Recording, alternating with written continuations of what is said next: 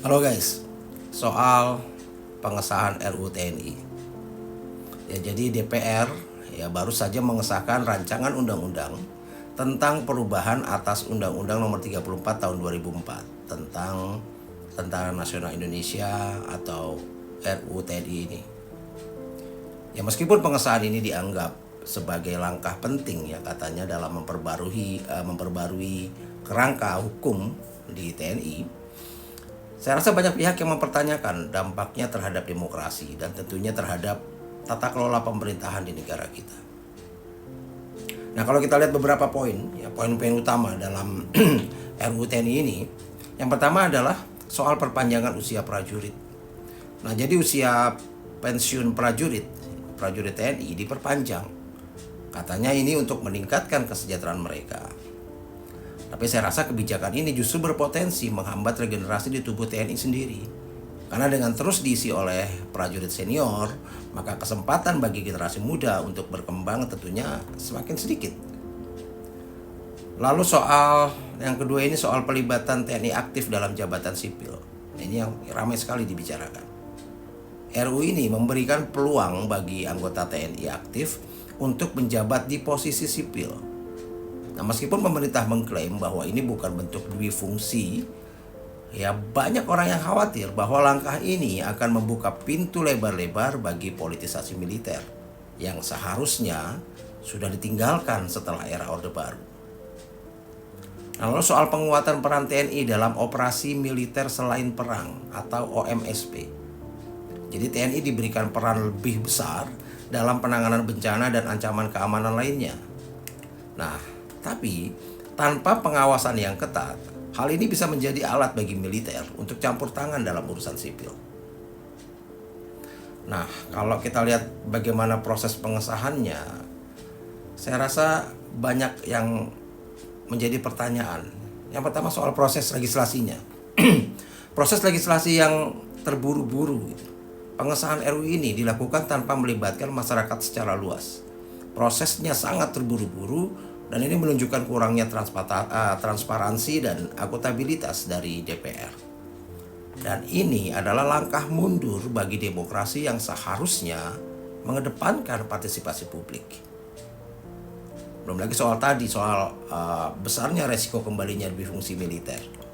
Karena meskipun pemerintah menegaskan bahwa tidak ada niat untuk menghidupkan kembali lebih fungsi ABRI, tapi banyak kalangan yang skeptis dengan pernyataan ini. Karena pelibatan TNI dalam jabatan sipil tentunya pasti akan memicu konflik kepentingan dan akan merusak prinsip supremasi sipil. Belum lagi kalau kita bicara soal penyalahgunaan kekuasaan. Karena dengan memperkuat peran TNI dalam OMSP, ini resikonya besar sekali bahwa militer akan menyalahgunakan kekuasaan mereka. Karena sejarah menunjukkan bahwa keterlibatan militer dalam urusan sipil seringkali berujung pada pelanggaran hak asasi manusia.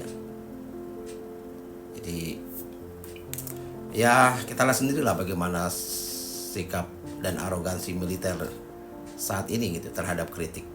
Ya, dibilang dasbula, dibilang otak kampungan dan sebagainya ketika kita menyampaikan kritik terhadap sebuah kebijakan. Nah, yang terakhir soal regenerasi di militer sendiri ya. Karena kebijakan perpanjangan usia pensiun, saya rasa dapat menyebabkan stagnasi di tubuh TNI.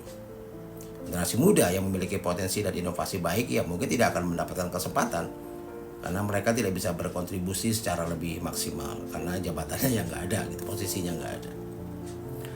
Dan yang lebih mengkhawatirkan dari semua itu adalah soal dampaknya terhadap demokrasi Indonesia. Pengesahan RUU TNI ini menimbulkan pertanyaan yang sangat serius tentang masa depan demokrasi di Indonesia. Reformasi pasca Orde Baru bertujuan untuk memastikan bahwa militer tetap berada di bawah kendali sipil. Tapi perubahan ini berpotensi membawa kita kembali ke era di mana militer memiliki kekuasaan yang jauh lebih besar dari seharusnya. Ya, saya rasa banyak hal yang harus dilakukan oleh pemerintah ya. Misalnya meningkatkan transparansi, pemerintah harus melibatkan masyarakat sipil lah dan pakar independen tentunya dalam implementasi undang-undang baru agar kebijakan yang diambil tidak merugikan prinsip-prinsip demokrasi seperti ini. Lalu soal pengawasan yang harus diperkuat. Mekanisme pengawasan yang ketat harus ditetapkan untuk memastikan bahwa pelibatan TNI ini dalam jabatan sipil atau OMSP pun ini tidak disalahgunakan. Dan tentunya yang ketiga adalah bahwa kita masyarakat butuh jaminan soal supremasi sipil. Memastikan bahwa perubahan undang-undang ini tidak mengaburkan batas antara ranah sipil dan militer demi integritas demokrasi. Jadi ya saya rasa pengesahan RUU TNI ini adalah langkah besar mungkin yang akan bisa membawa harapan lah, sekaligus banyak kekhawatiran gitu bagi masa depan Indonesia, terutama di dalam hal demokrasi. Karena di satu sisi perubahan ini bertujuan untuk meningkatkan kesejahteraan prajurit ya, dan memperkuat peran TNI dalam menjaga keamanan negara. Tapi di sisi lain, proses pengesahan yang terburu-buru, potensi politisasi militer, dan resiko penyalahgunaan kekuasaan menjadi ancaman serius bagi demokrasi kita.